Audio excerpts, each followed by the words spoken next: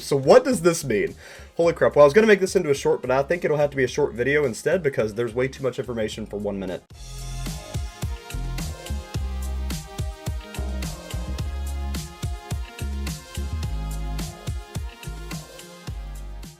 This information was brought to my attention by user Jokana on YouTube. Okay, so you know that email service that we signed up for the last cult, where Murdoc will send us things every once in a while? The great leader forwarded an email to us from Moonflower, so apparently she's not dead, so what the heck does this urn mean? Are they just holding onto this urn in case she still might turn into dust? Is this person actually Moonflower then? Or did she turn to dust, they have her in the urn, but then they went back in time because time travel is involved, and they saved this Moonflower, bring her forward in time, so now we have a dead Moonflower and the past Moonflower? Before I get too far ahead of myself, Moonflower's alive. Let's read the email and see what the heck's going on here. And that just dinged my cup. Okay, forwarded message. Friday, February 24th. This is when the album dropped. This happened at like 5:30 yesterday. 5:30 p.m. my time. Alright, the subject is Saturday Night, ? To Lady Eleanor Hollodown / Moonflower. Did we know her middle name before? Well, we do now. And the email is right there. It is lhollodown@forevercult.org. Alright, I don't know if you can email that. You might want to try. I might try, but we'll see what happens, what comes from that. Alright, the message reads, Murdoc, thank you for your email and calls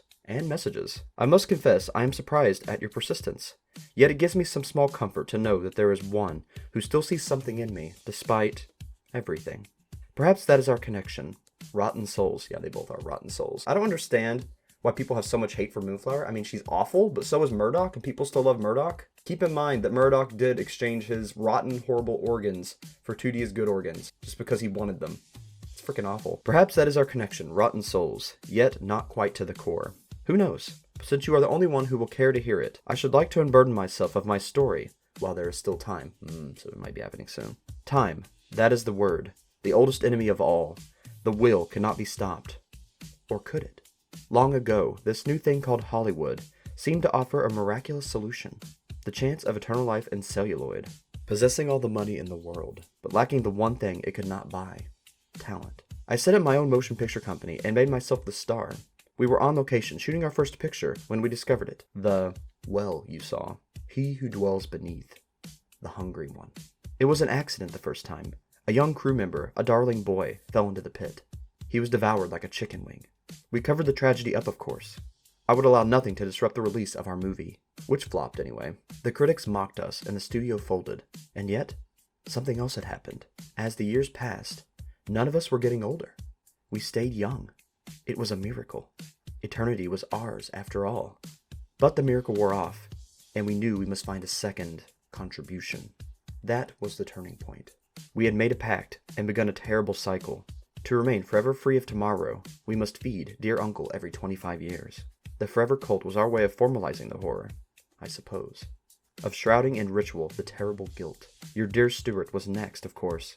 His aura was the purest we had ever found. But, deep down, I had longed for the cycle to be broken. I began to seed clues to you and your friends. So she's the one who put the clues into the static channel. It was Moonflower that saved them after all, because she wanted to end the cycle. Whoa, okay, anyway, back to it. Hoping you might intervene and end the nightmare. Perhaps that one act of contrition is the reason I was given a few more days of mortal existence. I don't know. Anyway, in conclusion, yes, I think I will still just about be alive on Saturday. So, would very much like to go to the movies with you. I even have an idea of what we could watch. Forever yours, Lady Eleanor Hollodown, Moonflower. Well, that's kind of sad now. Like, she's still awful, but so is Murdoc, and it's like, Murdoc's actually falling in love with someone who's similar to him, someone who's kind of, like she said, rotten to the core, but not entirely. I don't know. I kind of feel like she's still gonna die. She's just got a little more time, because we still see the urn, and I think that was a big clue. But I don't know. Hopefully we'll get another music video that'll kind of show what happened there, show what's going to happen. But I guess that kiss actually does go through, and she doesn't turn to dust as soon as they meet, because that was my theory, that as soon as they kiss, she turns to dust and he doesn't actually get the kiss. It seems like it actually might happen. It's funny, though, because she was crushing on 2D, you could tell. And Murdoc, being the pickle that he is, was not quite her tastes, to put it lightly, and it freaked her out. But I guess the fact that he accepted her even though she's evil and corrupted was enough for her to actually start to fall for him. So it was real love. Weird. Alright, and one more thing. User Jacana actually notified me that the cover of Bounce also has Gorillaz on it. And while I couldn't find a really high-res photo, you could still hear that the band are staring down into the hole, or the well, that the demon/uncle was in. And while this doesn't give us a lot of info, what I find interesting is everyone's expression. It seems they're all staring down into the Rupture, into the aftermath of the explosion of the demon. Russell seems like he's trying to think up a plan, while Murdoc looks horrified, but I think he's just horrified that he lost his essence of Murdoc. And 2D's covering up his right eye, which could mean possession. Because in the occult, there's a belief that you have one good eye and one bad eye. And when you cover up your right eye, leaving only the left, it means you either sworn your allegiance to evil or you're possessed by an evil spirit. It almost seems reactionary, like the eye started hurting because the demon was reacting. So he started covering it up. And the Noodle just looks over it. She's still frustrated to Moonflower and everything that happened here. And as always, I'll see you guys in the next one. But until then, keep your eyes wide open and never stop reading. I'll see you all.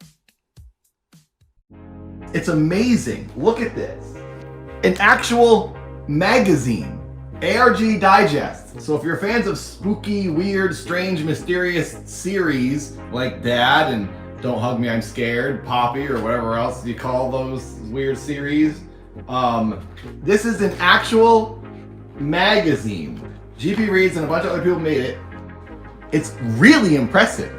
So yeah, check it out. It's really, really cool. Getting his dad's rump on the back, rubbing his bald head. Get yours today. Get your physical copies on Amazon today by searching ARG Digest or follow the link in the description. Free digital copies available on our website. Hey, thanks so much for watching. Now I'd like to take this opportunity to thank my patrons and channel members. Thanks to you, I'm able to do what I love. CNK114, Investigator Zeus, Dobby's Music, Jera Mullins, Free Spirit Katie, MC Darfer, Roxy, Vexus, Agnieszka, Granny Monster, Nightmare Luna, and Lily Ardat. Really, thank you so much for everything you do. It means the world to me.